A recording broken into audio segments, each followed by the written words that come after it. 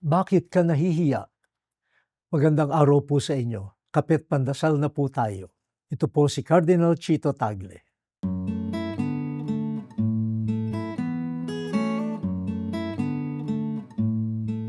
Bakit ka nahihiya?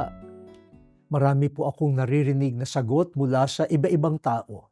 Nahihiya ako dahil hindi ako kasing tangkad ng mga kaibigan ko.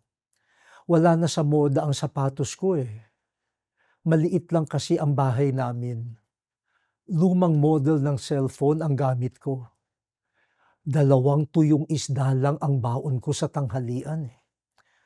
Tubero lang ang tatay ko eh. Tagaluto lang sa karinderya ang nanang. Marami pang sagot na katulad nito.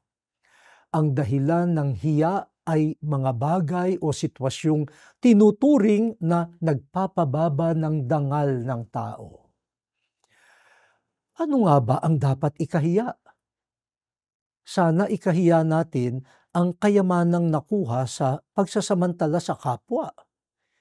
Ikahiya natin ang posisyong nakuha sa pandaraya o panunuhol. Ikahiya natin ang kapangyarihang ginagamit para alipustahin ng dukha. Ito ang dapat ikahiya.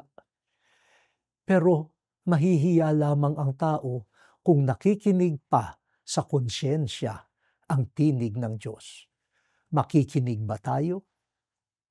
O Diyos, antigin mo po ang aming konsyensya upang ikahiya namin ang masasamang balak at hangarin. Amen.